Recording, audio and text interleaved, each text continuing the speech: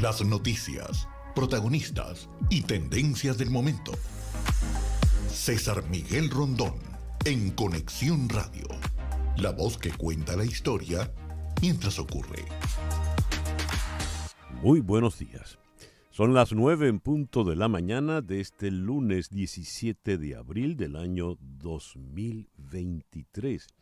Y en este momento usted sintoniza en Conexión Radio por Éxitos 107.1 FM, la emisora del sur de Miami, territorio Éxitos. También usted nos puede sintonizar en su teléfono celular, en su teléfono móvil, su teléfono inteligente, con la aplicación Actualidad Media Group. Esa aplicación es totalmente gratis. Y si usted entra en www.éxitos107.com, además de escucharnos, nos puede ver. Muy buenos días por aquí. Y recibo el saludo hoy de Alexa Gutiérrez en Panamá, donde dice llegó el calor. A ver, aquí tengo a Eric Dilucio en Santiago. Y José Luis Palacios está en Temuco, Chile. O sea que tengo ahí a dos personas desde Chile. No logro abrir aquí, pero María Alicia Cifontes nos saluda desde Caracas. ¿Cómo estará María Alicia? Qué maravilla cuando descubrí que la semana pasada estaba cumpliendo 95 años. Gerardo Serrao nos saluda desde Mérida, en Yucatán. Jennifer Quiliche nos saluda desde Caracas. Nelly Gil está en la región metropolitana de Santiago de Chile. Igual Chere Ramos Graterol disfrutando de la temporada de mangos en Caracas. Uy, Dios. Que caen de los árboles. Qué ricura. ¿De hilacha o sin hilacha? Bueno, que caigan primero. Freddy Solano en Clinton Park, Albany, Nueva York. César Peralta en Fort Myers, Florida. Orlando Barreto en Houston. Maritza Meneses en Perú.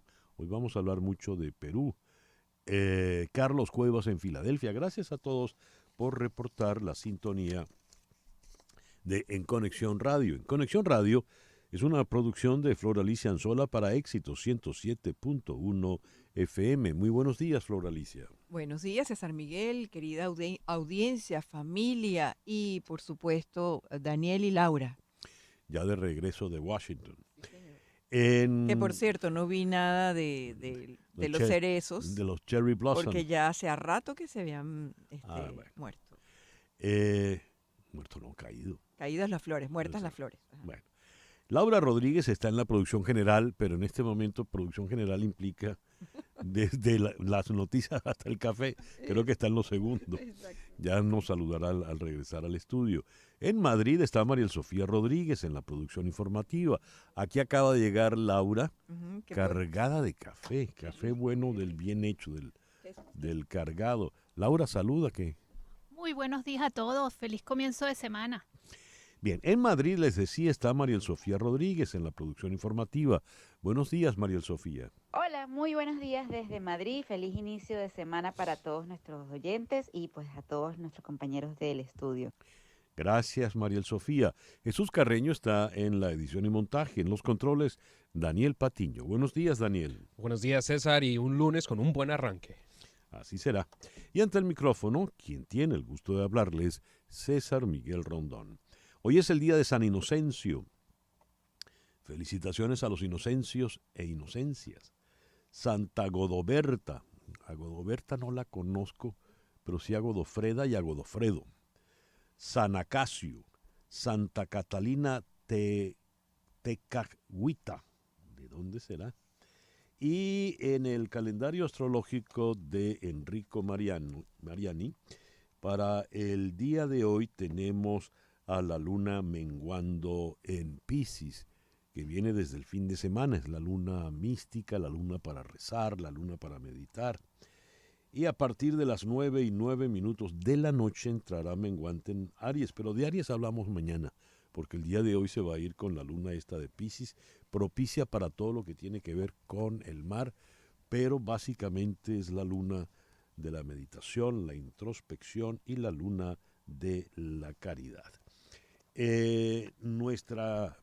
Resumiendo entonces por el día de hoy, luna menguante en Piscis, a partir de las 9 de la noche menguante en Aries, sol en Aries cuando amanece este 17 de abril del año 2023. Nuestra agenda para el día de hoy vamos a comenzarla en la ciudad de Washington con Celia Mendoza de La Voz de América. ¿Qué está en juego en este juicio de Fox News?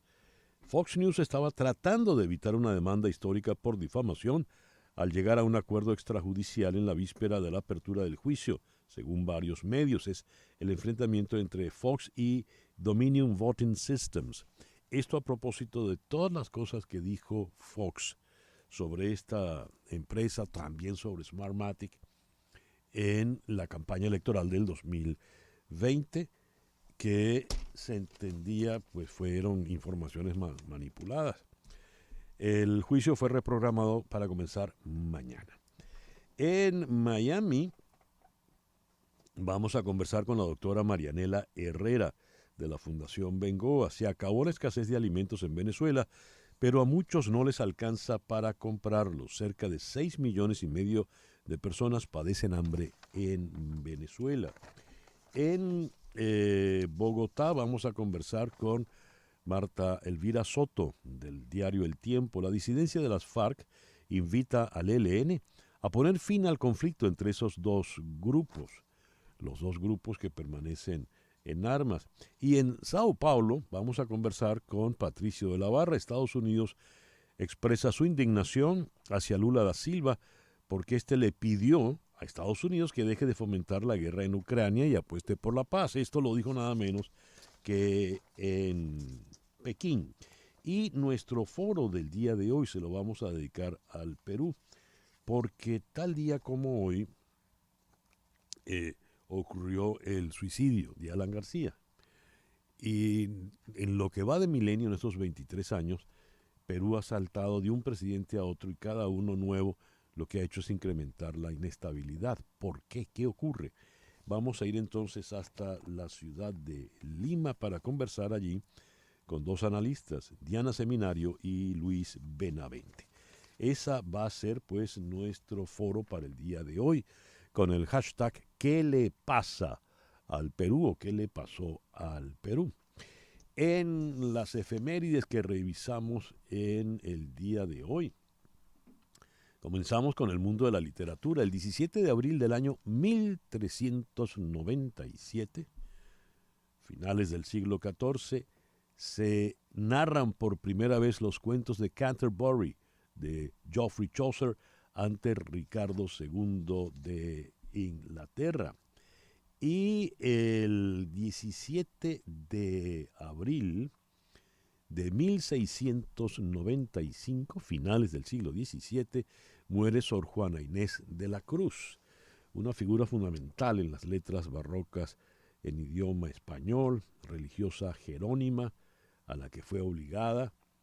Era mexicana, por supuesto. Hay un libro famosísimo de Octavio Paz, Las trampas de la fe, de Sor Juana Inés de la Cruz.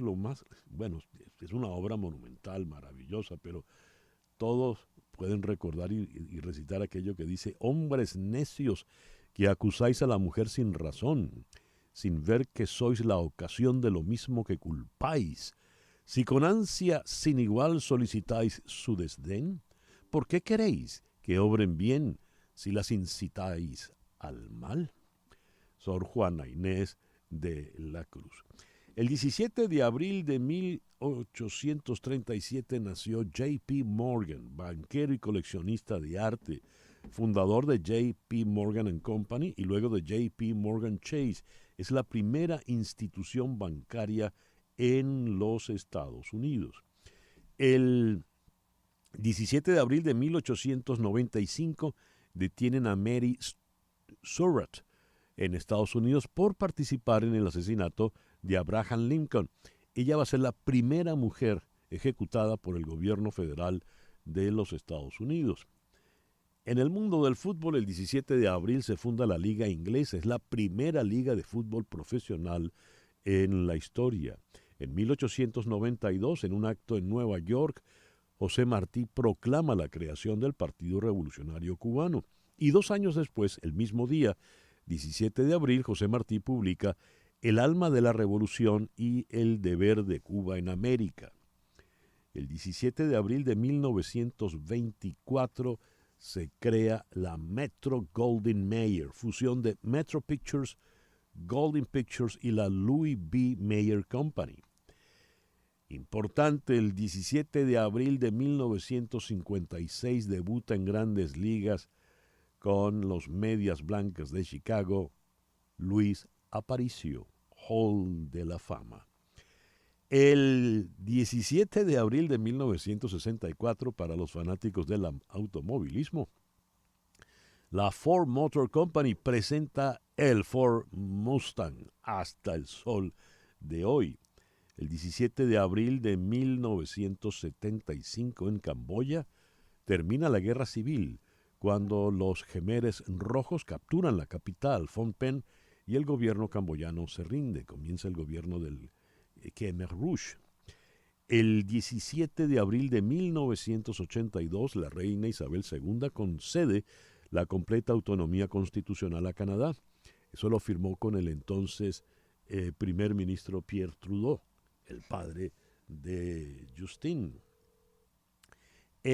Hoy, 17 de abril, está cumpliendo 38 años Rooney Mara. Y hace 9, el 17 de abril, falleció Gabriel García Márquez allá en su residencia en Ciudad de México.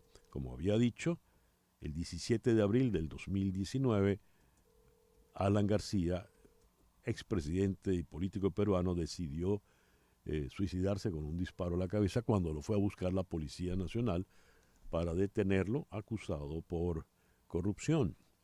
El 17 de abril de 1919 nació, aquí está presentada como cantante mexicana, pero ella nació en San José de Costa Rica. Y cuando le preguntaron, ¿cómo así? Ella dijo, los mexicanos nacemos donde nos da la gana. Chabela Vargas. Y el 17 de abril de 1950 nació Miguel Morales Barreto, el líder de aquel grupo español que en los 60 fue muy popular, Los Brincos. Y el 17 de abril de 1960 falleció uno de los pioneros, de los primeros nombres en el rock and roll, Eddie Cochrane. Y es la hora de llamar a Hani Martínez Ward. Hani, muy buenos días. Muy buenos días, feliz lunes para todos. Y bueno, aquí está Hani Martínez Ward, su abogada de accidente con todas estas lluvias. Espero que no haya tenido un accidente, pero si lo tiene, si lo tuvo, recuerde que la ley solamente le da 14 días para hacer un reclamo y llamar a la compañía de seguro no es suficiente. A lo mejor usted está esperando a ver si le van a arreglar el carro, a ver si le dan respuesta, pero la realidad es que muchas veces las compañías se demoran, dilatan todo y al final usted pierde todos los derechos. Así que no lo haga, busque a un abogado si no le cuesta un centavo. Le recomiendo que la llame a ella, Hani Martínez Ward, al 855-DOLOR55. 855-365-6755, le repito. 855-DOLOR55, que equivale a 855-365-6755. Hani, en Miami, los truenos, rayos, centellas en la madrugada fueron terribles. Si alguien chocó en ese momento, tuvo algún accidente, ¿puede llamarlos a ustedes a esa hora? Claro que sí, usted nos puede llamar 24/7, o sea, nosotros tenemos personal de fin de semana, en la mañana, en las noches, 24/7, porque los accidentes pasan en cualquier momento y ahí es donde están las evidencias principales para ganar un caso. Todos los casos que nosotros usamos, la mayoría de las veces que lo presentamos en la televisión, en la radio, de $100,000 en adelante es porque los clientes nos han llamado desde la escena, han tomado las fotos, han tomado los videos, tenemos testigos y esas evidencias son los que nosotros nos ayudan a maximizar, a sacar la mayor compensación monetaria y por eso es que los clientes quedan felices. Así que no llame cuando es demasiado tarde, desde la escena del accidente hace mucha diferencia. Repito los teléfonos de Hani Martínez Ward, de The Ward Law Group, abogados especializados en accidentes. 855-DOLOR55, que equivale a 855-365-6755. Muchísimas gracias, Hani. Muchísimas gracias. El editorial con César Miguel Rondón. 17 de abril del año 2019.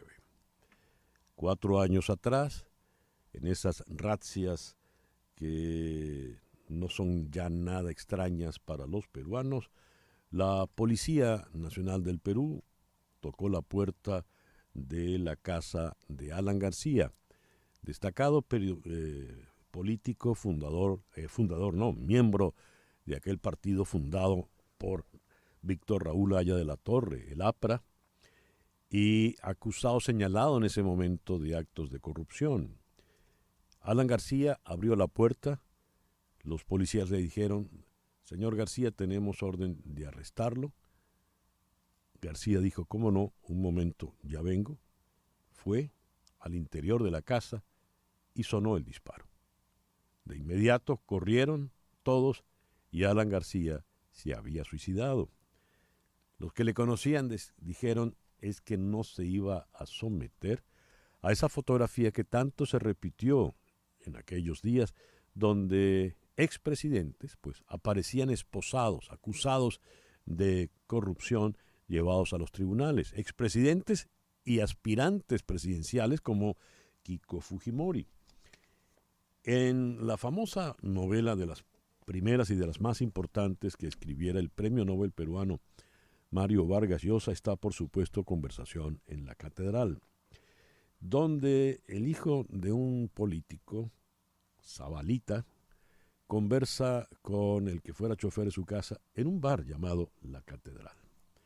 Y en algún momento Zabalita se hace la pregunta: ¿en qué momento se jodió el Perú?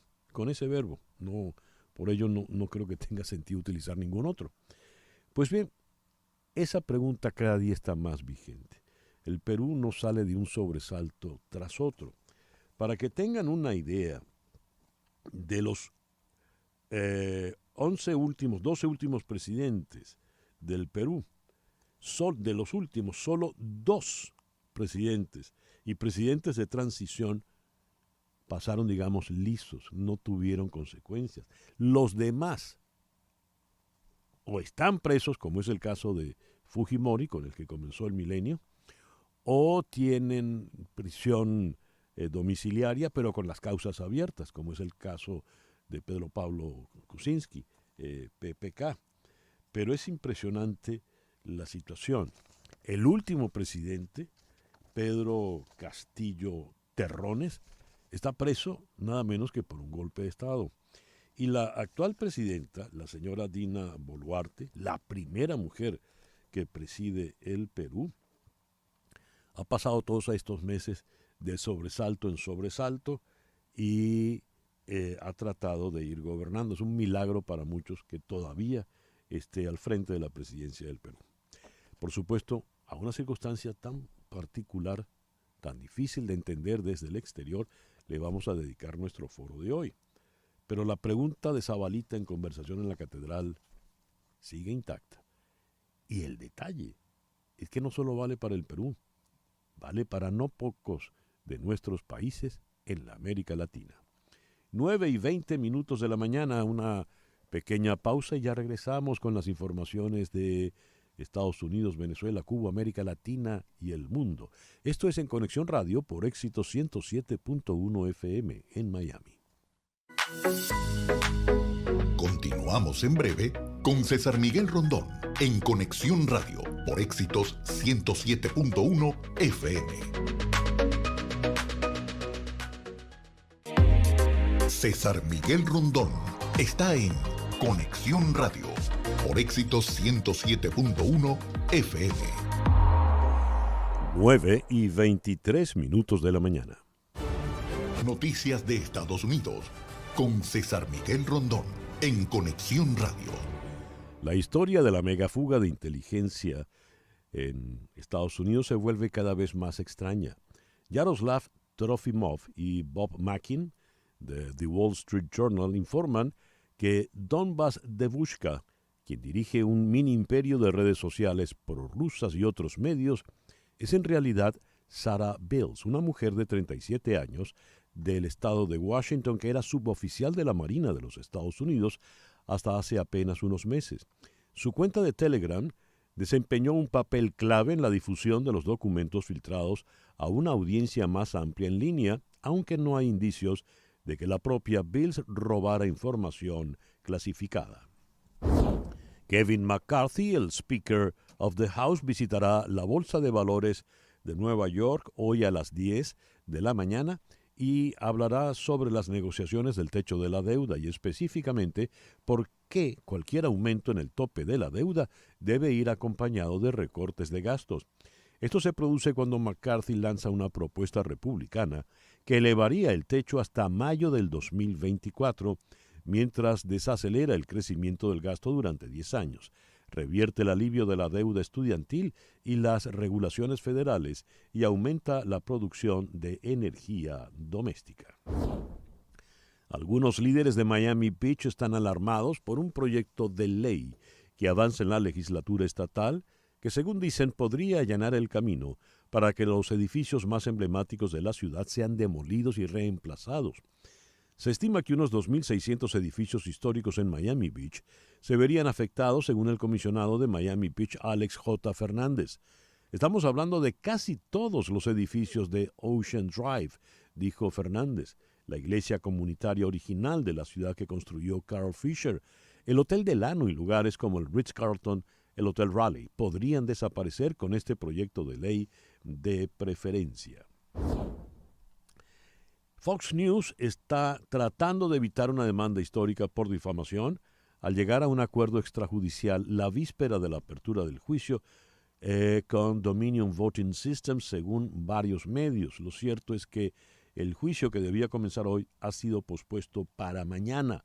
¿Qué sabemos de esto? Vamos hasta Nueva York, donde en la línea telefónica está la periodista de La Voz de América, Celia Mendoza. Celia, muy buenos días. Gracias por atendernos. Muy buenos días, César Miguel. Un placer. ¿Por qué se ha postergado el inicio del juicio para mañana, Celia?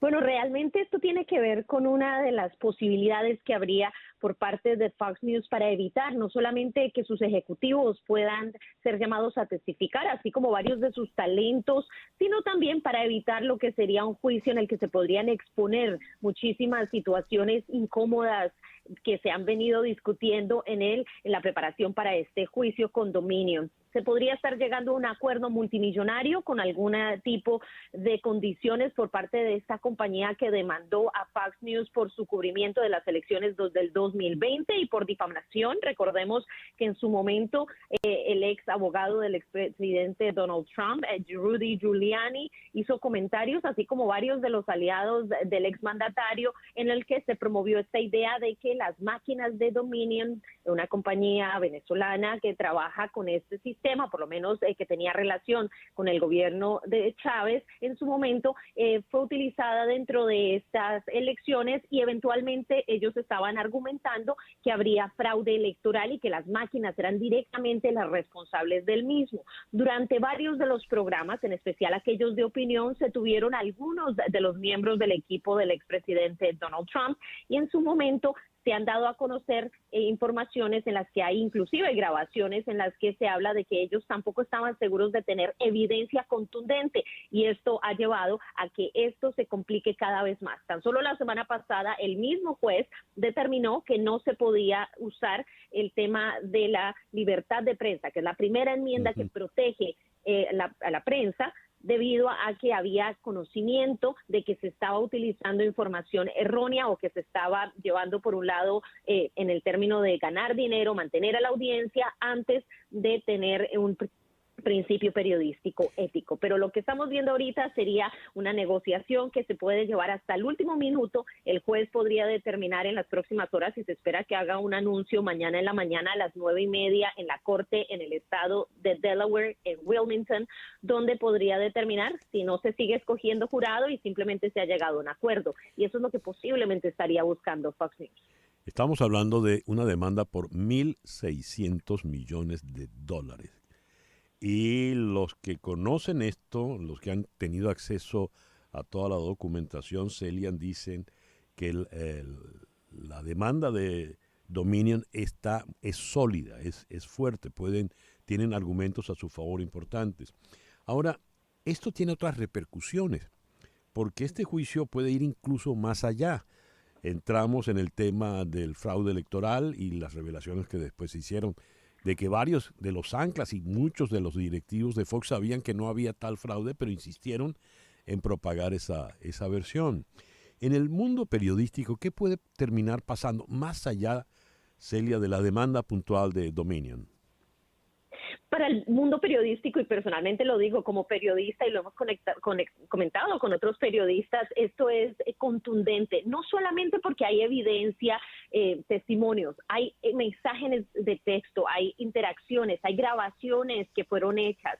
De hecho, hay una demanda adicional por parte de una productora que está demandando a Fox News, asegurando que ella fue perseguida debido a que ella estaba tratando de dejar saber que esto era algo que no se debería hacer. Todo esto muestra también cuál es el principio que tiene un periodista, la ética periodística y cómo se puede manejar. Y también sería terrible para aquellos miembros de ese equipo de Fox News que tendrían que testificar.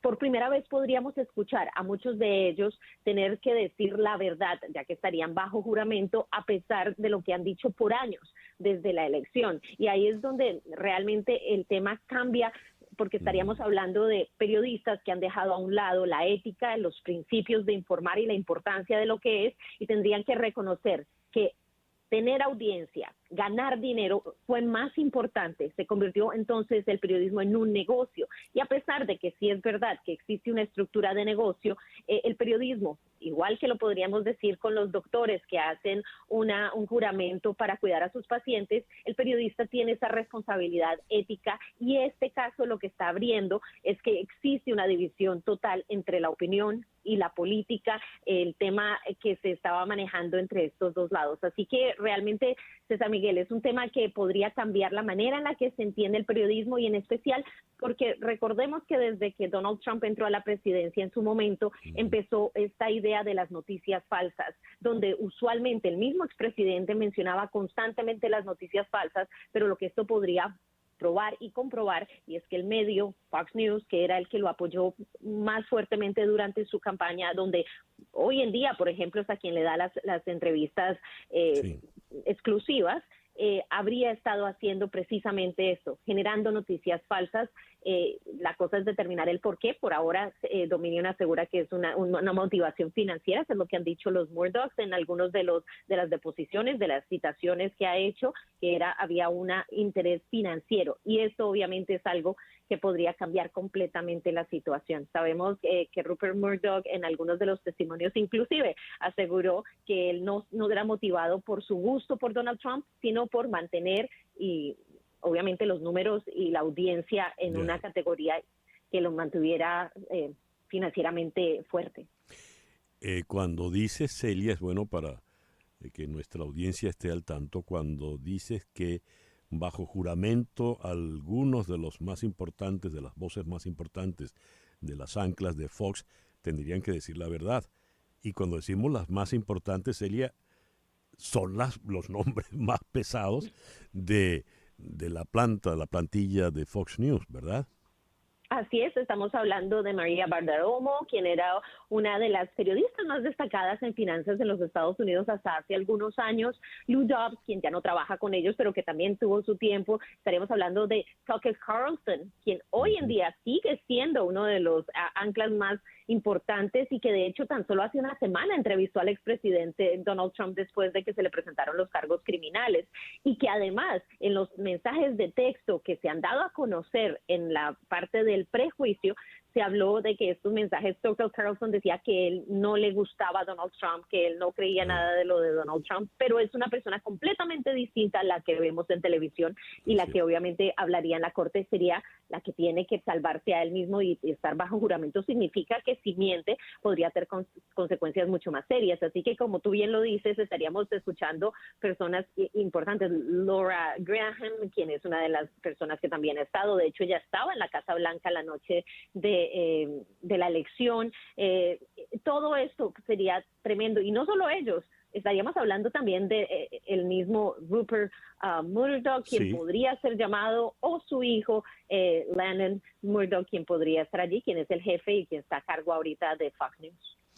Celia, muchísimas gracias por estos minutos en la mañana de hoy. Gracias a ti, un placer, César. Celia Mendoza, de La Voz de América, dije que estaba en Nueva York, más no, en este momento Celia está en la ciudad de Washington, son las 9:34. Lo que ocurre en Venezuela con César Miguel Rondón en Conexión Radio. Una deuda multimillonaria mantiene la estatal Corporación Eléctrica Nacional, Corpoelec, con grandes empresas del sector eléctrico y entidades financieras internacionales. La cifra asciende a los $4.000 millones, según confirmaron los especialistas en el sector Miguel Lara y José Aguilar. Los ingenieros, ambos consultores internacionales en sistemas de generación eléctrica, se toparon con esa deuda durante los 42 meses que trabajaron ad honorem en un plan para recuperar el sistema eléctrico venezolano. El programa iba destinado para el extinto gobierno interino de Juan Guaidó, pero no fue tomado en cuenta. La oposición venezolana optó por apoyar la propuesta que presentó Corpoelec en la mesa de negociaciones que mantenía con el gobierno de Nicolás Maduro en México, pese a que la presentada por los asesores del interinato de Guaidó es más económica, autofinanciable y garantiza atender casi el doble de la demanda eléctrica del país, que ronda los 12.000 megavatios. El coordinador de la Asociación Civil con la Escuela, Oscar Iván Rose, comentó que 22% de los estudiantes en Venezuela abandonan las clases por tener que trabajar. Este estudio se realizó a partir de encuestas a 79 instituciones educativas del país. Dice Rose, hay grupos de estudiantes que trabajan, el 22% lo hace, no ocurre todos los días, pero sí durante la semana para ayudar a sus padres, y las edades están entre los 6 y los 17 años, es decir, educación básica y media. Los mayores índices de deserción escolar ocurren entre los 15 y 17 años, pero hay grupos de niños entre 10 y 11 años que tampoco asisten a clases. 9:36. Cuba es noticia en Conexión Radio. El ministro de Asuntos Exteriores de Rusia, Sergei Lavrov, llega a Cuba el miércoles para mantener conversaciones con las autoridades del gobierno, según informó la Cancillería cubana. Un escueto comunicado publicado por el MINREX indicó que Lavrov realizará otras actividades de interés durante su visita oficial. Lavrov visitará Cuba como parte de la gira latinoamericana que comienza en Brasil y que además incluye a Venezuela y Nicaragua, los principales aliados de Rusia en la región. Los dos sectores en los que el régimen cubano ha cimentado su popularidad desde 1959, la salud y la educación, recibieron juntos en 2022 una décima parte de la inversión dedicada a los servicios empresariales e inmobiliarios y de alquiler. En salud y asistencia pública se invirtió el 2,1% del presupuesto, mientras que en educación apenas el 1,2%. Es decir, 16 y 27 veces menos respectivamente que en los llamados servicios empresariales e inmobiliarios. 9:37. Lo que pasa en Latinoamérica en Conexión Radio. La Argentina crispa el ritmo de la inflación. El 7,7% de subida del IPC en marzo acrecienta el desapego del electorado a las candidaturas de las dos coaliciones tradicionales. No es un trabajo fácil domar la economía argentina. Siempre al borde del precipicio, basta un paso en falso para que todo estalle por los aires. La padeció Mauricio Macri y ahora la sufre Alberto Fernández. El primero perdió las elecciones en 2019 por culpa de la inflación. Fernández va por el mismo camino. Faltan 6 meses para las elecciones y el peronismo ve cómo el triunfo electoral se le escurre de las manos. Un nuevo episodio de violencia ha dejado al menos otros 12 reclusos muertos tras tiroteos en la cárcel El Litoral de Guayaquil. Se trata de la segunda masacre en la misma semana en esa tristemente célebre prisión en la que están implicadas bandas rivales enfrentadas por el control territorial del narcotráfico. 9:38. Las noticias del otro lado del mundo. En Conexión Radio. Los ministros del G7 establecieron objetivos nuevos y más rápidos para la energía eólica y solar, pero no llegaron a acordar una eliminación gradual del carbón para 2030. El grupo se comprometió a generar cientos de gigavatios de nueva energía solar y eólica para 2030 y a acelerar la eliminación progresiva de los combustibles fósiles. Japón, el anfitrión del G7 y que ahora depende más del carbón desde que se alejó de la energía nuclear después del incidente de Fukushima, se resistió a la medida y, según se informa, insistió en que el grupo permanecerá abierto a nuevas inversiones en gas natural. Mientras tanto, en Finlandia el reactor nuclear más grande de Europa entró en funcionamiento ayer, poco después de que Alemania cerrara sus últimos 3 reactores. Naciones Unidas considera que la condena contra el destacado opositor ruso Vladimir Kara-Murza es otro golpe al Estado de Derecho. Kara-Murza ha sido sentenciado a 25 años de cárcel en el día de hoy por varios delitos, incluido el de alta traición, y ha reclamado su liberación inmediata, ya que nadie debería ser privado de su libertad por ejercer sus derechos humanos. La que exige la libertad es la Organización de Naciones Unidas. Las autoridades de Ucrania han elevado hoy lunes a 470 el número de niños muertos desde el inicio de la invasión rusa, desatada el 24 de febrero de 2022 por orden del presidente Vladimir Putin. Un exparlamentario indio, que había sido condenado por secuestro y enfrentaba más cargos de asesinato, fue asesinado a tiros en la televisión en vivo. Atik Ahmed y su hermano fueron asesinados en el estado norteño de Uttar Pradesh. Los pistoleros, 3 jóvenes, uno de los cuales gritó Jai Shri Ram o Hey Lord Ram, se hicieron pasar por periodistas y fueron abordados por la policía después de disparar varias rondas. El tiroteo resaltó dudas sobre la anarquía en Uttar Pradesh, un estado de 240 millones de habitantes, así como preocupaciones sobre la violencia pública entre hindúes y musulmanas. Alrededor de 100 personas murieron en 2 días de enfrentamientos en Sudán provocados por una lucha de poder entre facciones rivales de las Fuerzas Armadas del país. 3 trabajadores del Programa Mundial de Alimentos de Naciones Unidas están entre los muertos. El secretario de Estado, Anthony Blinken, pidió un alto al fuego y dijo: la gente en Sudán quiere que los militares regresen a los cuarteles. Un analista regional dijo a Al Jazeera que los vecinos de Sudán temen una guerra civil. 9:41 de la mañana, una pequeña pausa y ya regresamos con nuestro foro del día de hoy. Hashtag ¿Qué le pasa al Perú? 9:42 de la mañana.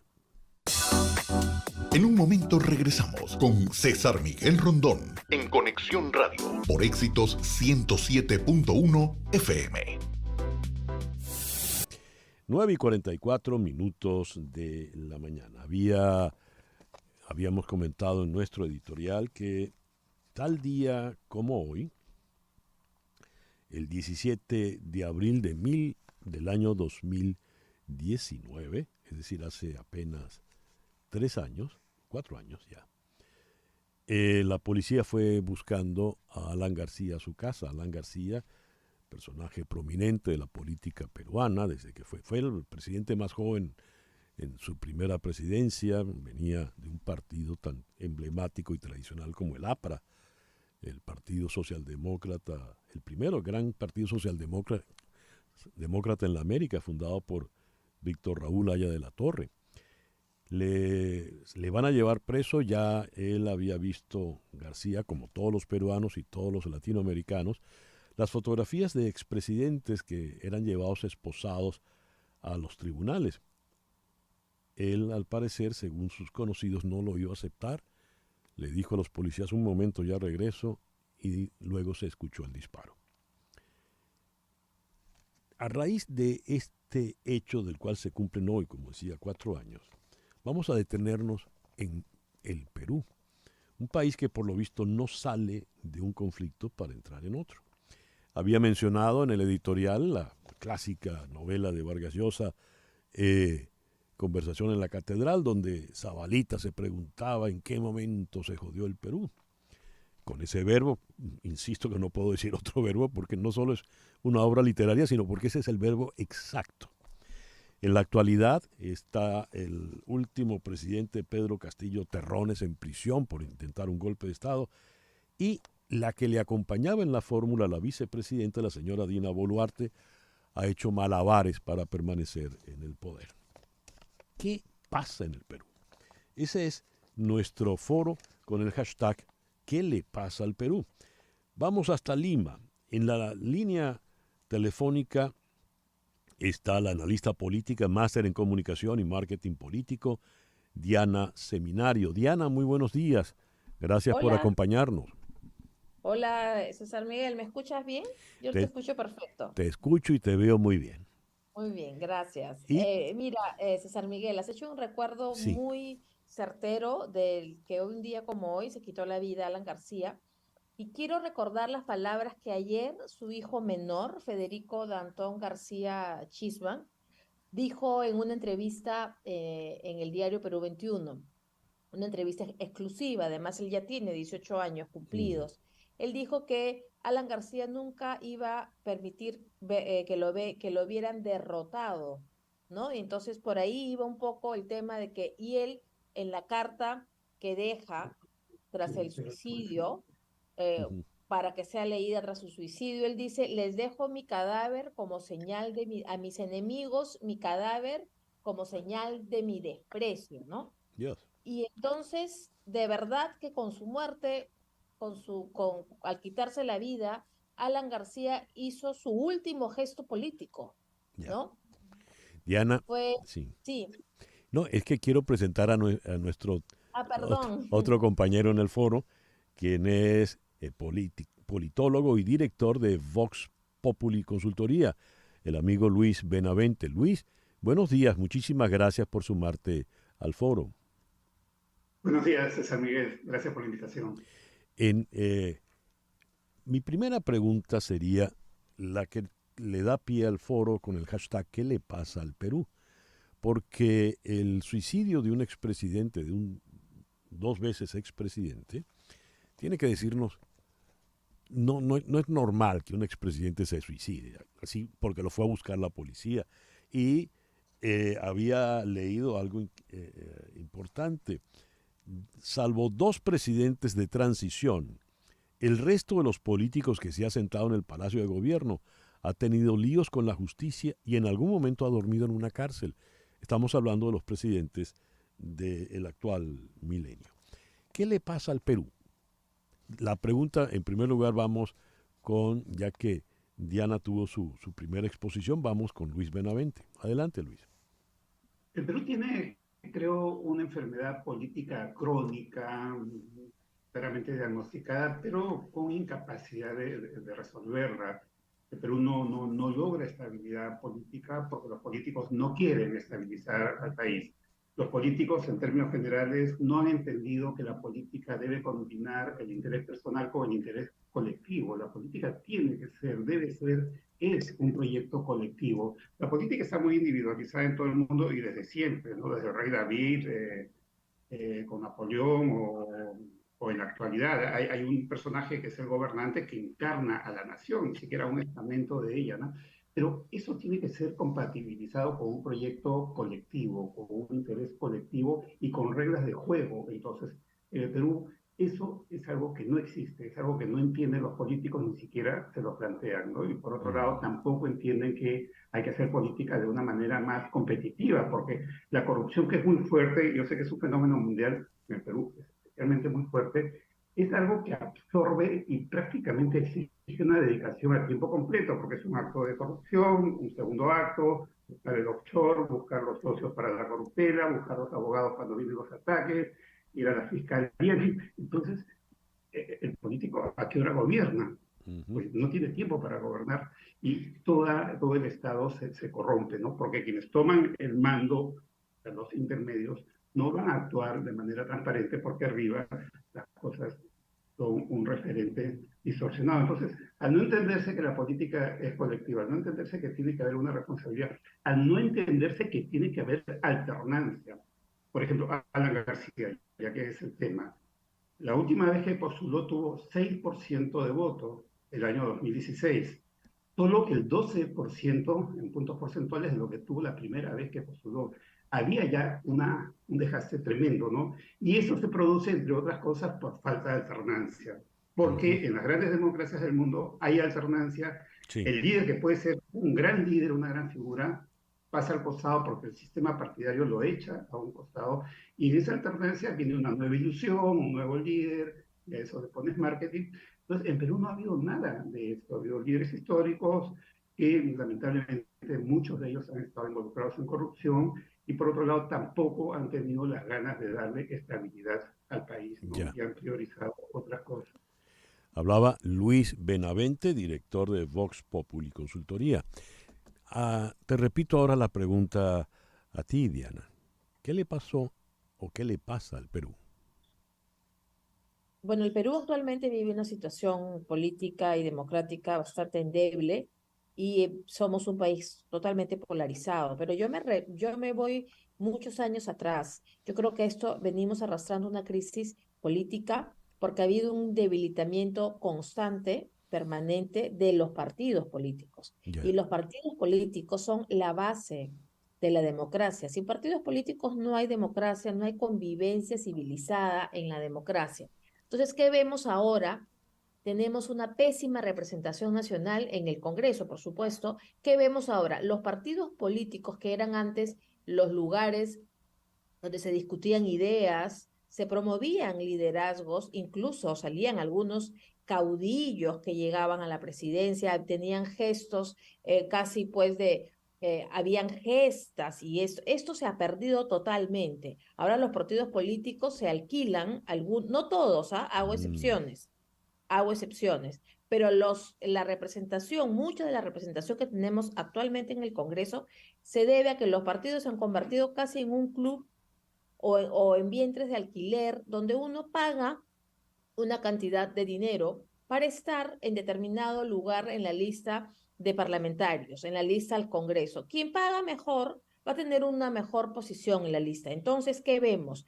Congresistas con escasísima preparación para estar sentados en el lugar donde se encuentran, congresistas que violan la ley, congresistas que le quitan el sueldo a sus trabajadores, parlamentarios que han llegado ahí como para hacer caja, como decimos aquí, para hacer dinero, y poco les importa hacer una reforma política, poco les importa hacer una ley que sea realmente beneficiosa para el país. Pero yo no culpo a los electores, porque la gente dice, pero es que elegimos mal.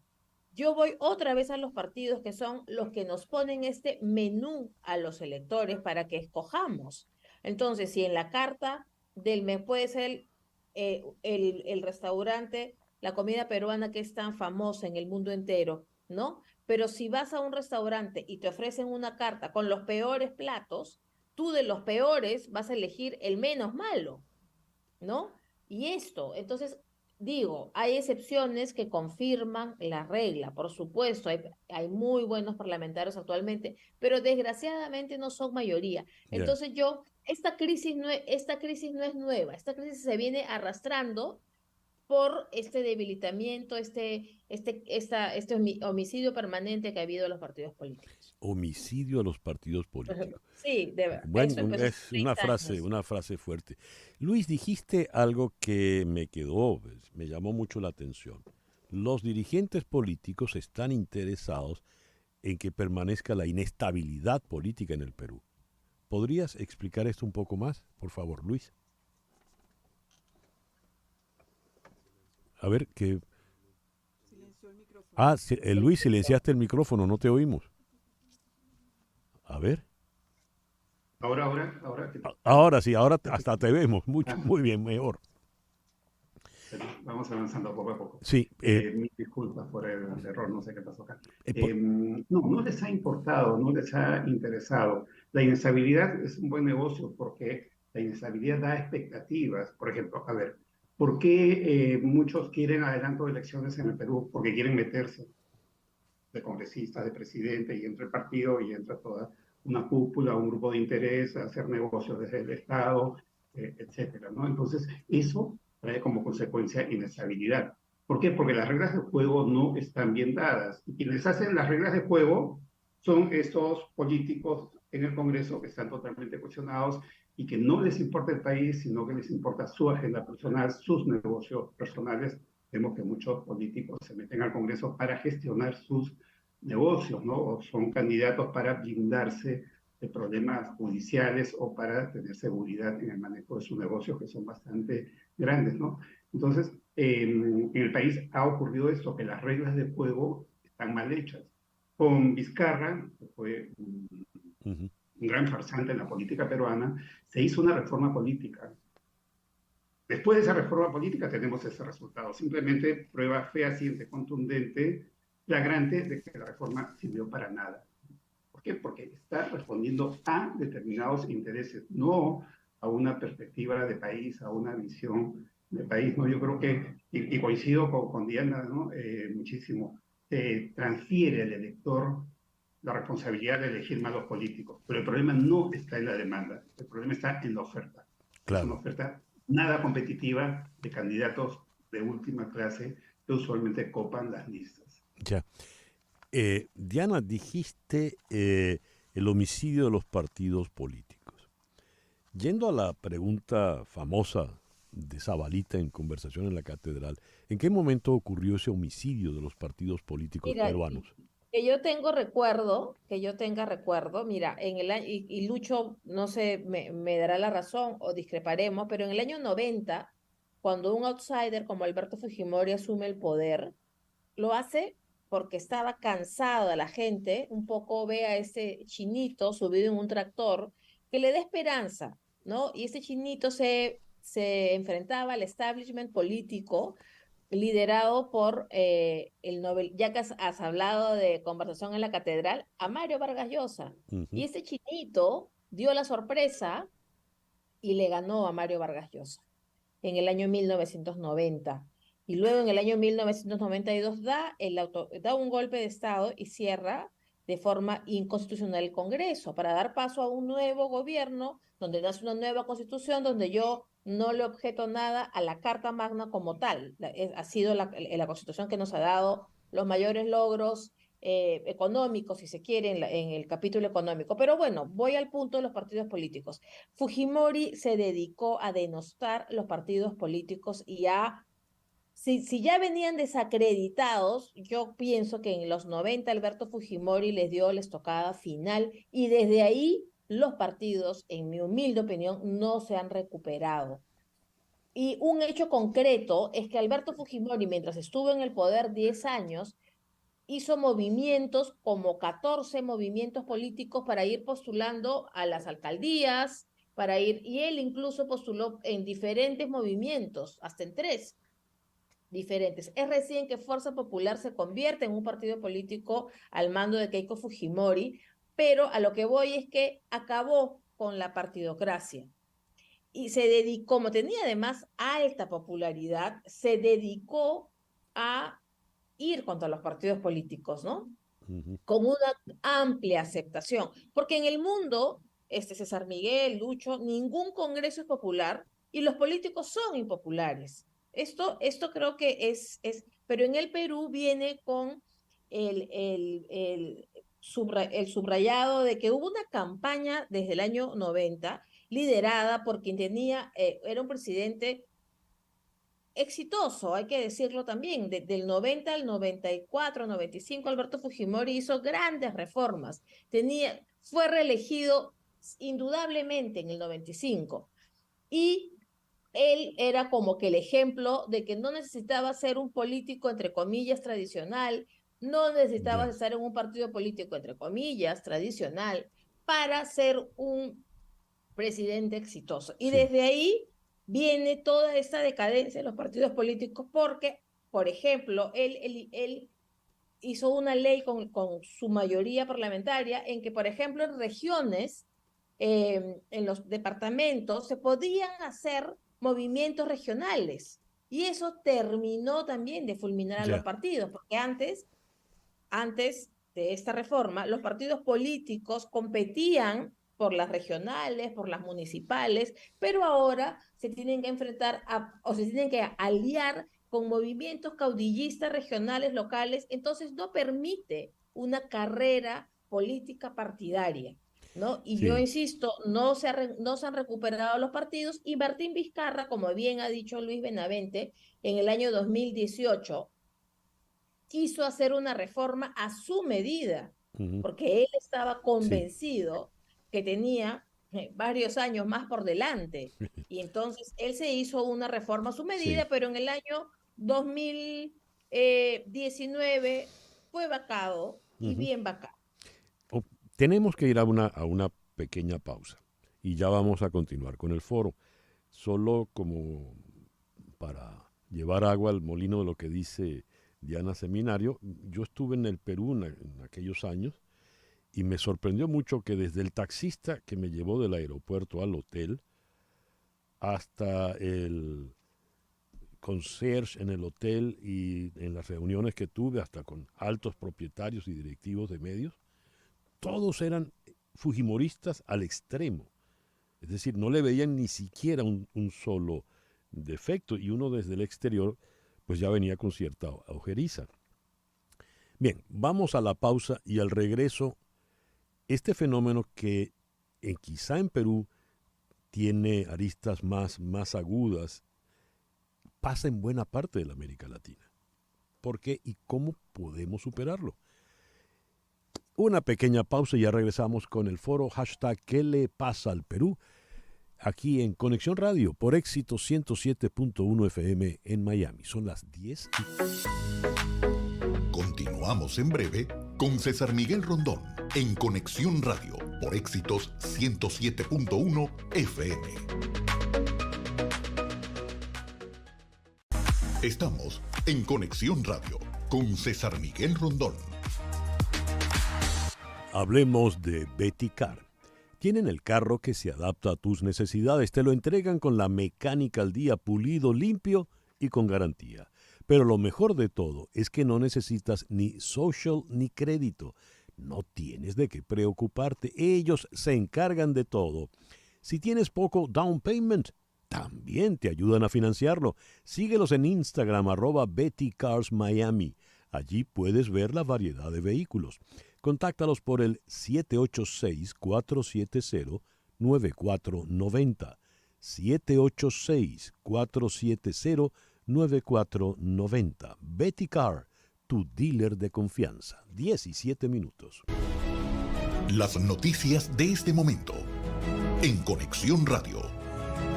¿Y cuáles son las noticias de este momento, Flor Alicia? El presidente brasileño Luis Ignacio Lula da Silva propuso establecer un club de paz de países aparentemente neutrales para negociar el fin de la guerra en Ucrania. Lula, que ha criticado el papel de Occidente en el conflicto y ha pedido a Estados Unidos que deje de alentar la guerra, dijo que discutió la propuesta con el líder chino Xi Jinping durante su visita a Beijing la semana pasada. También repitió las afirmaciones de que la decisión de iniciar la guerra fue tomada por dos países, culpando al menos parcialmente a Ucrania, según lo informó Reuters. Gracias, Flor Alicia. 19, regresamos a nuestro foro ¿Qué le pasa al Perú? Con Diana Seminario y Luis Benavente, ambos en la ciudad de Lima. La señora Dina Boluarte, quien fue elegida en la misma fórmula, en la misma papeleta del señor Pedro Castillo, está al frente del poder, al frente del gobierno peruano, una vez que Castillo fue a la cárcel por propinarse un autogolpe. Y de esas cosas que difícilmente se entienden, los izquierdistas de Castillo le han hecho la vida imposible. La señora Boluarte, quien, moviéndose con bastante habilidad, malabares de todo tipo, permanece en el poder. ¿Qué futuro le espera a la señora Boluarte y con ella al Perú? Le pregunto en primer lugar a Diana Seminario. Diana, por favor. Bueno, efectivamente, la señora Boluarte es una presidenta constitucional que ha seguido la sucesión al ser vicepresidenta de la misma fórmula de Pedro Castillo. Entre lo que yo le puedo entre el mérito que le puedo reconocer es el haber resistido. El haber resistido todas estas revueltas, estas marchas violentas que hubo en su contra. Yo creo que ahí, al día de hoy, 17 de abril, no tenemos a la vista ninguna fecha ni ningún adelanto de elecciones y tampoco se avisora algún proyecto que adelante las elecciones, como se dijo en su momento y era una de las banderas de los reclamos, ¿no? Entonces, si me preguntas, hoy, 17 de abril, la señora Dina Boluarte es presidenta constitucional hasta el 28 de julio del año 2026. Eso es un hecho objetivo, sin valoración alguna. ¿Cómo va a llegar hasta el 2026? Es otra historia. Esa es otra historia. Por el momento, como bien dices, la izquierda que la llevó al poder, que la aupó, y todos aquellos que incitaron al voto por Castillo por pura oposición a Keiko Fujimori, ahora le han dado la espalda porque no se acomoda Dina Boluarte en la agenda, por ejemplo, de nueva constitución, o en la agenda también progresista de algunos sectores que, por ejemplo, han perdido en el Perú un sector importantísimo para sus intereses y para su agenda, que es el Ministerio de Educación, por poner un ejemplo. Entonces, ahí ya es la puntería no solo al ministro, sino también a Boluarte. Por lo tanto, ella hace una suerte de alianzas tácitas, no evidentes, con grupos que cuando gobernaba Castillo eran una clara oposición a él y también a ella, porque esos mismos grupos promovieron una acusación en su contra. Entonces, ¿cómo va a sobrevivir hasta el 2026? ¿Tendrá alientos el 2026? Esa es la gran interrogante que no me atrevo todavía a diagnosticar. A ver, le paso esa interrogante entonces a Luis Benavente. ¿Cómo ves el porvenir de la señora Boluarte, entendiendo que buena parte de ese porvenir en buena parte de ese porvenir va arrastrado la totalidad del Perú? Antes de responderte un segundo, si me permites, bueno, gracias por hacernos recordar música de los Beatles. Yo espero escuchar también Maestra Vida y el libro de la salsa, tan conocido acá en el club también, César Miguel. Muchas gracias. Bueno, qué gusto. Creo que la situación inmediata de Perú es compleja, es complicada, ¿de acuerdo? Hay una agenda, que es la agenda de quienes están detrás de los movimientos subversivos o del movimiento subversivo terrorista de los últimos meses, que tiene varios puntos. Uno de ellos es la caída de Boluarte, otro es la nueva constitución, otro es la disolución del Congreso, ¿de acuerdo?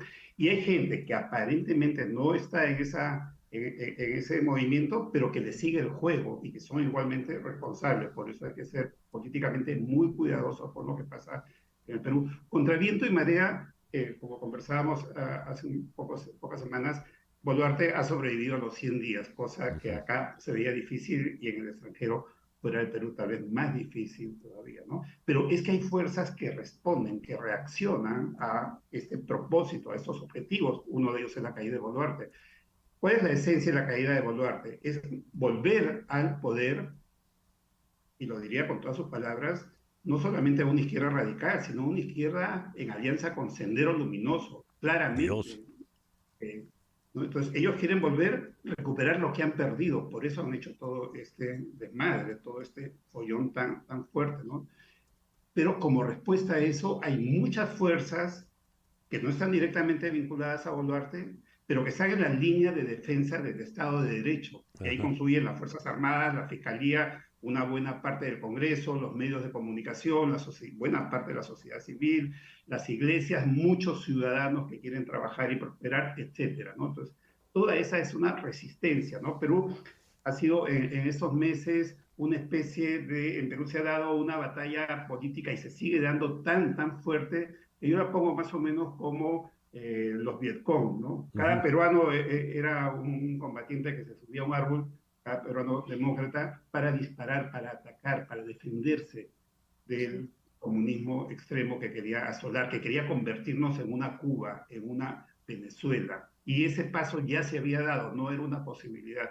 El 7 de diciembre, el expresidente Castillo había anunciado la disolución del Congreso, formar un gobierno provisional e intervenir todos los poderes del Estado, todas las instituciones, o sea, un absolutismo total en manos de Castillo. Perú ha reaccionado a eso y estamos en una guerra política. Día a día, quienes están del lado de la democracia dan derrotas al otro lado, día a día. A ver, que un día no le permiten a Castillo revocar la prisión preventiva de 36 meses, otro día pierden acá, otro día pierden allá, pero permanentemente, ¿no? Y por ahí que algún día ellos contraatacan también, ¿no? En ese marco tan inestable, Boluarte tiene un conjunto de respaldo en la sociedad peruana, incluidos los congresistas.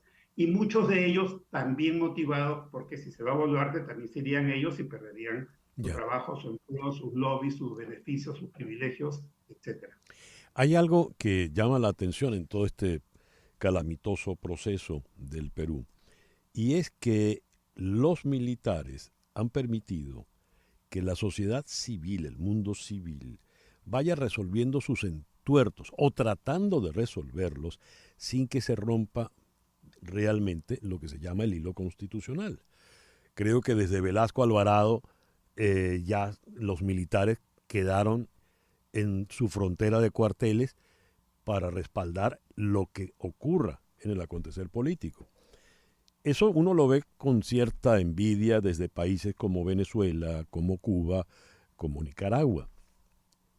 ¿Qué hicieron? ¿Qué ha ocurrido con las fuerzas militares peruanas? De cuya escuela, por ejemplo, salieron no pocos dictadores, la escuela aquella de Chorrillos, ¿no? La pregunta se la paso a Diana Seminario. Mira, Hugo Chávez, sí, claro, Hugo Chávez estuvo por acá y era admirador del dictador Velasco. Pero y Pérez Jiménez también. Sí, el tema es que yo creo que la historia enseña, César Miguel, aunque muchos pretendan negarlo, los militares que hubieran apoyado este golpe de Estado iban a terminar presos y procesados, porque las personas que avalaron el 5 de abril de Fujimori, por más gobierno exitoso que haya sido después, han sido procesadas y condenadas.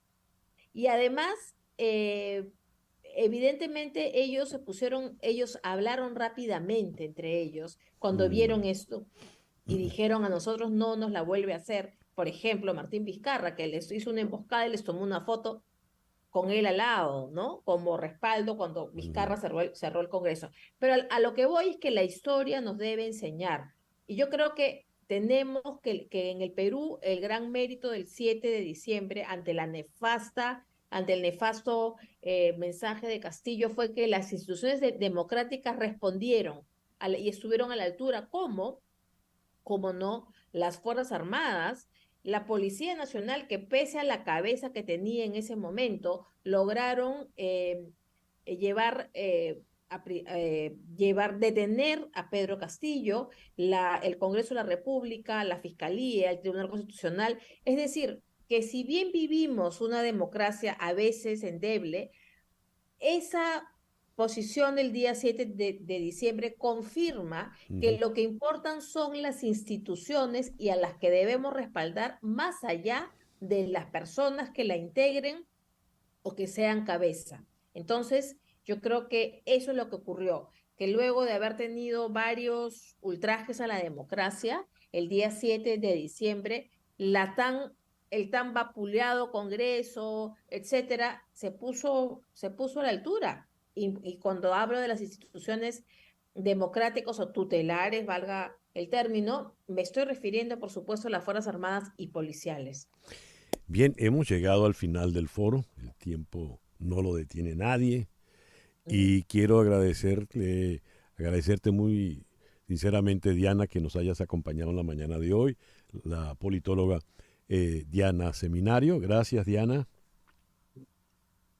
Gracias por lo de politóloga, pero soy humildemente periodista y comunicadora. Gracias, César bueno, Miguel. muy bien. El periodismo siempre es humilde, no sé por qué. Y muchísimas gracias a Luis Benavente, director de Vox Populi Consultoría. Muchísimas gracias, Luis. Gracias por la invitación, César Miguel. Un placer compartir la mesa en esa oportunidad contigo y con Diana. Gracias. Ambos nos hablaron desde Lima. El reloj indica en este momento 10:20 de la mañana. Hacemos una pequeña pausa y ya regresamos con el Conexión Radio por Éxito 107.1 FM, la emisora del sur de Miami. Territorio Éxitos.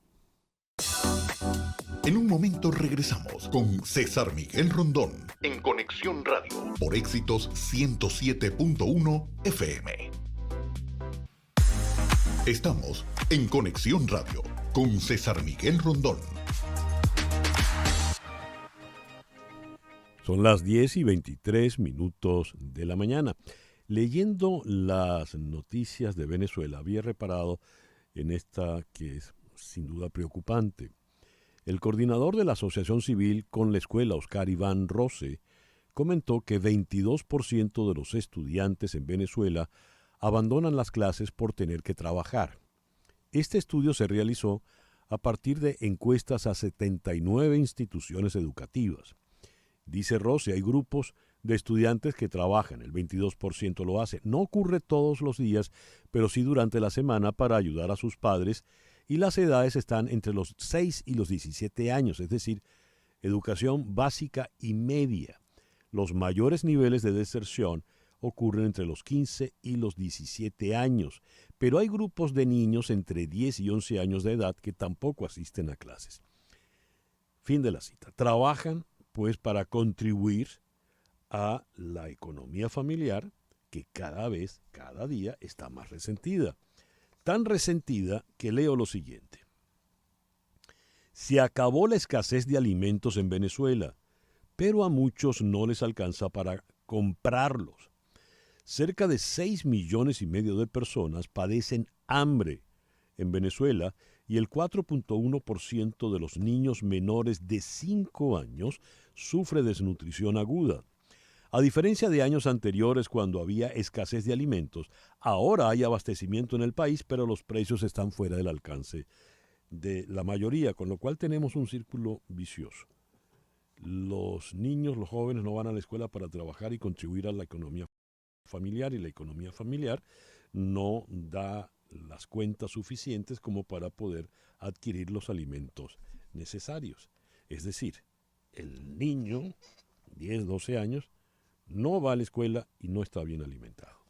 ¿Qué está ocurriendo a nivel de alimentación en el país? ¿Cómo se puede llegar a una cifra tan dura como 4.1% de niños menores de 5 años con desnutrición aguda? Se lo preguntamos a la doctora Marianela Herrera. Ella es investigadora del CENDES y miembro de la Fundación Bengoa. Marianela, muy buenos días. Muchísimas gracias por atendernos. Muy buenos días, César. Muchas gracias por esta oportunidad. ¿Qué nos puedes decir a propósito de este hecho tan dramático que acabo de leer? Fíjate, es muy triste además que es una crónica de una situación anunciada, porque desde hace ya varios años, diversos estudios nacionales como en COVID, más locales como encuestas comunitarias y otros testimonios documentales nos hablaban de esta situación. Sin embargo, ahorita cuando ha ocurrido este fenómeno de que aparentemente Venezuela tiene alimentos, donde tú realmente, si tienes el dinero, puedes conseguir lo que tú necesitas. Ahora, el problema es de acceso económico a los insumos básicos, que la mayoría con los salarios que conocemos no tiene acceso a. De tal manera, entonces, que fíjate, las cifras hasta que da FAO en su primer reporte anual de este año son menores, por ejemplo, de lo que nos dice, por ejemplo, el reporte de Un Venezuela, que es la compilación de datos que más de 100 organizaciones de la sociedad civil han realizado hasta el año 2022. Para ese reporte hay más de 19 millones de personas con necesidades humanitarias. Esto nos habla de una abrumadora mayoría de necesidades, una abrumadora mayoría con necesidad, de población con necesidades humanitarias, porque justamente la educación podría no verse como una necesidad humanitaria, fíjate. Cuando tú hablas de necesidad humanitaria, en general la gente piensa en cómo alimentar a la gente o en las medicinas que deben procurarse para salir de una situación. Pero poco se piensa en la alimentación, en la educación de las personas, que está sumamente interconectada con alimentación y salud, dicho sea de paso. Recordemos los programas de alimentación escolar que obligan a los niños, por ejemplo, y a los padres a enviarlos no solamente para aprender, sino para que coman en el colegio. Recordemos las jornadas de vacunación que se realizan en las escuelas. Entonces, todos estos son elementos que van de la mano, y la deserción escolar es un drama, no solamente en el tema educacional, es un drama alimentario y es un drama de salud.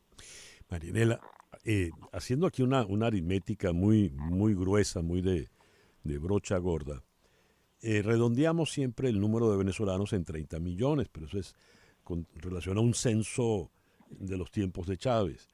Claro. Si se fueron 7 millones.1, redondeemos y digamos que quedan 23 millones de venezolanos en el territorio. Si de esos 23, 19 millones están en necesidad humanitaria, vale decir entonces que apenas 4 millones están medianamente viviendo con comodidad. ¿Es así?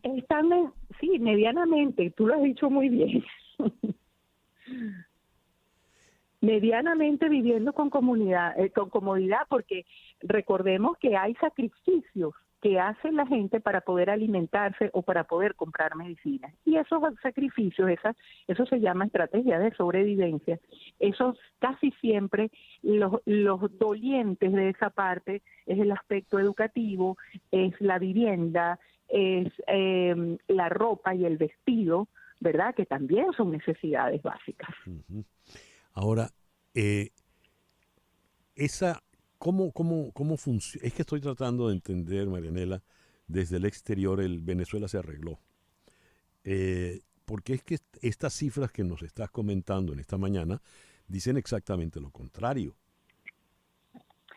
Claro, y desde ahí es nuestra eterna petición, por ejemplo, a organismos como FAO, que reconsideren el uso de lo que se denomina el índice de subalimentación, ¿verdad? El uso de este indicador, que es muy importante y que nos da una guía en términos muy globales y generales, pero no todas las situaciones se prestan para la aplicación de ese indicador, porque un índice de subalimentación se refiere a lo que tienes disponible en un determinado momento y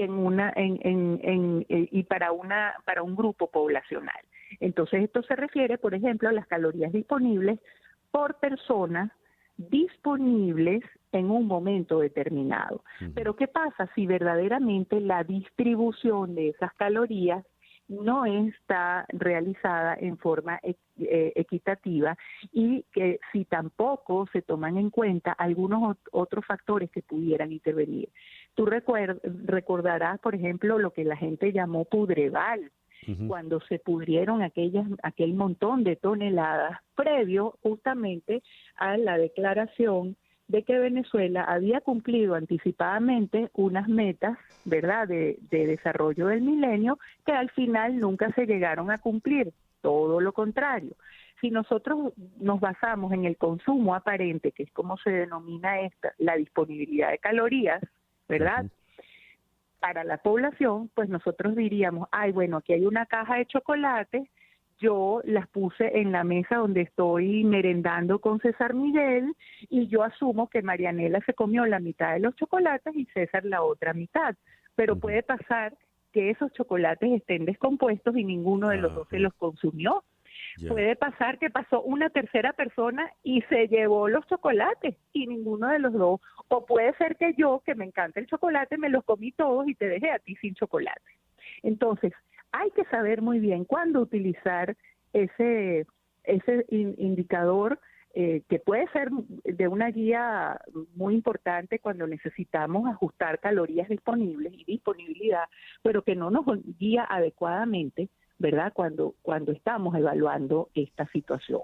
Y desde ahí es lo que ocurre en Venezuela. ¿Por qué la gente dice que Venezuela se arregló? O tienen, vamos a decir, una excusa para decir, porque hay disponibilidad. Hoy en día tú entras a un automercado en una ciudad venezolana, por lo menos en las más grandes, y te vas a encontrar un automercado con bastante buena disponibilidad y variedad de productos. Ahora, ¿quién los puede comprar? Ese posiblemente 2 millones de personas, y que a lo mejor estoy siendo bastante amigable con pensar eso.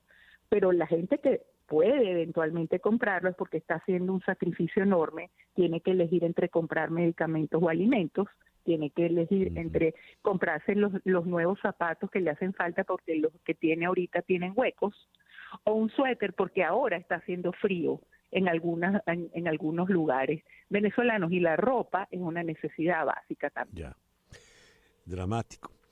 Marianela, muchísimas gracias por atendernos en la mañana de hoy. Muchas gracias a ti, César. La doctora Marianela Herrera, médico, es investigadora del Centro de Estudios del Desarrollo de la Universidad Central de Venezuela, CENDES, y miembro de la Fundación Bengoa. El reloj indica 10:34 de la mañana. Contratar los servicios de un abogado de inmigración es un asunto muy serio porque establecerse legalmente en Estados Unidos no es un proceso, digamos, fácil ni sencillo. Hay algunas complejidades, hay trámites sofisticados que es bueno que realices con la asesoría, el apoyo de un abogado con experiencia. Y ese es el caso de la firma Canero Fadul Immigration. Tienen más de 55 años de experiencia combinada. Tienen una amplia trayectoria en todas las áreas de inmigración y te van a acompañar en todas las etapas. Se especializan en visas de inmigrantes, no inmigrantes, visas de empleo, visas de talento, inversión, naturalización. Anota este teléfono, por favor, el 305-579-9218. Repito, 305-579-9218, 305-579-9218. Y cuando llames, di que lo haces de mi parte y la primera consulta es gratis. Canero Fadul Immigration, reputación, confiabilidad y efectividad. Son las 10:35 de la mañana. Son las 10:36 de la mañana. La disidencia de las FARC, es decir, los guerrilleros de las FARC que siguen en armas, invitan al ELN, la guerrilla que sigue en armas, a poner fin al conflicto entre esos dos grupos. ¿Qué es esto? Es decir, no poner fin a la guerra, al suplicio al que someten, a la violencia a la que someten al pueblo colombiano, sino a llegar a un acuerdo entre ellos. ¿De qué estamos hablando? Vamos a Bogotá. En la línea telefónica está la editora de la unidad investigativa del diario El Tiempo, Marta Elvira Soto. Marta Elvira, muy buenos días. Muchísimas gracias por atendernos. Marta Elvira. César Miguel, como siempre, un gusto estar con ustedes. Gracias, Marta Elvira. ¿Qué es este acuerdo que están planteándose el ELN y la disidencia de las FARC? Pues bueno, mira, primero que todo quiero contarte que para el país fue una sorpresa. Para algunos shows se armaron las disidencias de Iván Mordisco. Aló. Se ha cortado la llamada. A ver, es que ¿Me escuchas ahí? te estoy escuchando. ¿Puedes repetir la idea porque se te perdió en buena parte? Por favor. Que para Colombia fue una sorpresa el espectáculo para algunos de fin de semana en los llanos del Yarí, que es en Caquetá, sur de Colombia, con estas disidencias de Iván Mordisco. Primero porque a nosotros nos habían dicho hace un par de años que Iván Mordisco estaba muerto y resulta que está más vivo que nunca. Llegó en camioneta de alta gama, llegó con fusil terciado y llegó a proponer hacer una tregua con el ELN para no seguir enfrentándose en esa zona del país que es una zona cocalera. Ese fue un tema que, como tú puntualmente lo estás resaltando, ha llamado la atención de algunos sectores aquí en Colombia, porque se supone que las negociaciones son con el gobierno, no entre grupos armados, entre guerrilleros. Entonces, aquí la pregunta es, ¿dónde está el piloto? ¿Quién es el que tiene el control de estas mesas de diálogo? ¿Dónde está el piloto? Era el título de una película cargada de sarcasmo, ¿verdad? Donde nadie parecía estar en control. Entiendo que la estás utilizando con toda la agudeza del caso, Marta Elvira. ¿Quién está en control en este momento entonces en Colombia? Pues mira, eso es lo que se pregunta en algunos sectores, por supuesto muchos de la oposición, pero también el propio fiscal general de la Nación y la procuradora, en donde le han planteado al gobierno que digan quiénes son los que están manejando las diferentes mesas de diálogo que están proponiendo. Por ejemplo, esta misma mesa de diálogo de Iván Mordisco dijo que ellos querían instalar la mesa en Noruega y que después, si querían, se podían devolver para Bogotá. Entonces uno dice, ¿qué hay detrás de ese show, de ese espectáculo? Si tú ves las imágenes, son bastante impactantes. Hablan de más de 7,000 personas que evidentemente estaban coordinados. Había gente uniformada, había supuestamente campesinos. Entonces uno dice, ¿qué es lo que están demostrando con ese despliegue de fuerza y de poder? ¿Y dónde está el gobierno? Porque estos anuncios no los hace la oficina del comisionado como tiene que ser. Entonces, sí hay muchos interrogantes y más que interrogantes, temor, porque estamos hablando de una organización que desplegó, sin duda alguna, mucho poder. Había gente armada. Estamos hablando de que si las disidencias de Iván en Venezuela tienen unos 5,000 hombres, estas de Iván Mordisco pueden pasar fácilmente por los 8,000. Entonces, hay muchos interrogantes de cómo se están adelantando estas mesas de diálogo con los diferentes actores armados en Colombia. En todo caso, en ningún momento se ha planteado un cese al fuego a efectos de la paz de los colombianos. Pregunto. Pues la decretó en diciembre el presidente de la República un cese al fuego bilateral. Entonces es el ejército colombiano versus el ELN, que el ELN después dijo, nosotros no aceptamos, nosotros tenemos que negociar ese cese bilateral. Entonces tampoco ha funcionado con las autodefensas gaitanistas, que es el mismo clan del Golfo. Y ahora lo que están diciendo las disidencias de Iván Mordisco es que ese cese al fuego no tiene que ser entre organizaciones criminales y el Estado, sino entre las mismas organizaciones criminales para que no se agredan mutuamente. La pregunta es, ¿qué están buscando? ¿Seguir traficando mientras tanto? Por supuesto. Eso es un problema que tiene que decidir es el Estado, no un disidente armado hasta los dientes que esté proponiendo una tregua con el ELN. Sin duda, desde el exterior, Marta Elvira, eso luce a una burla al pueblo colombiano. Y no solamente al pueblo colombiano, porque acuérdate que eso se traduce en más kilos de cocaína saliendo a los mercados europeos y de Estados Unidos y envenenando gente. O sea, esto es un problema que no se puede ver aislado. Yo creo que el viaje del presidente Gustavo Petro a Estados Unidos y las anteriores reuniones que han tenido con altos funcionarios del gobierno de Estados Unidos pasa indudablemente por esto que está pasando por la paz total. Aquí ha habido mucha crítica al articulado de la ley de sometimiento, que esta semana va a empezar su debate en el Congreso de la República. Marta Elvira, muchísimas gracias por estos minutos en la mañana de hoy. Por el contrario, mil gracias a ti. Un abrazo. Marta Elvira Soto es la encargada, editora de la unidad investigativa del diario El Tiempo. Nos habló desde Bogotá. Son las 10:42, una pequeña pausa y ya regresamos en Conexión Radio por Éxito 107.1 FM. En un momento regresamos con César Miguel Rondón en Conexión Radio por Éxitos 107.1 FM. Son las 10:46 de la mañana. Leo lo siguiente. Estados Unidos expresa su indignación hacia el presidente de Brasil, Luis Ignacio Lula da Silva, por pedirle que deje de fomentar la guerra en Ucrania y apueste por la paz.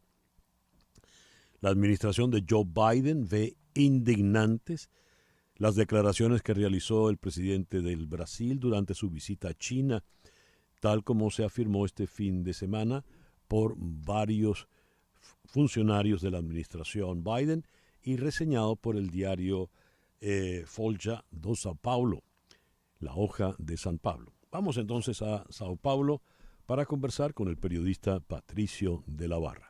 Patricio, muy buenos días, gracias por atendernos.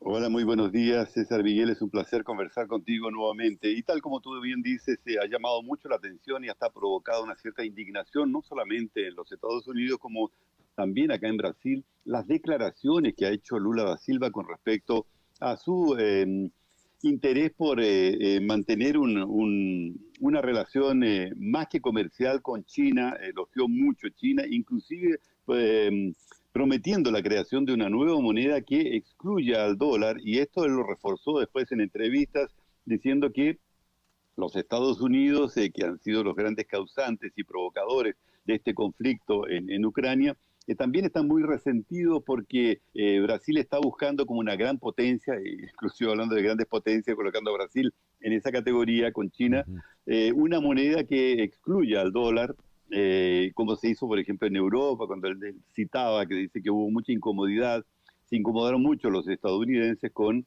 la creación del euro, por ejemplo, en Europa, y una serie de otras cosas que sinceramente, César Miguel, me da la impresión de que Lula da Silva no está en sus cabales, es decir, no está, me parece, ya llegando a un punto en que sus declaraciones no tienen, primero, no tienen peso, y segundo, son dignas de un desquiciado mental, es decir, llega hasta ese punto porque decir, por ejemplo, que el conflicto entre Ucrania y Rusia, él la podría haber resuelto en un bar tomándose una cerveza primero.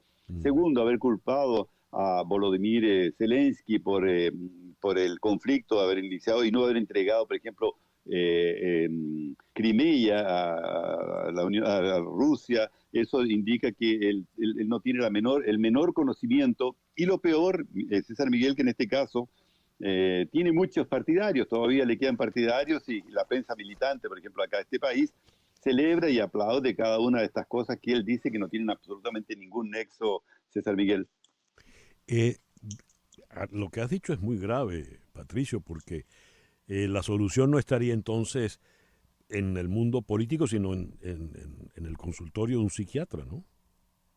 Exactamente, yo creo que pasa por ahí, César Miguel, pero como tú bien sabes, recuerdo que había unos filmes que hizo un actor inglés muy conocido, un comediante, en el que él era jardinero y todo, sí, decía cualquier cosa y los tipos le creían, es decir, sabiendo muchos de ellos que estaban en una situación bastante delicada mentalmente. Entonces, yo creo que comparo un poco la situación esa, que todavía hay mucha gente en el mundo que cree que Lula da Silva está acertando en su política o en su diplomacia internacional. Me parece que está yendo al contrario, ¿no?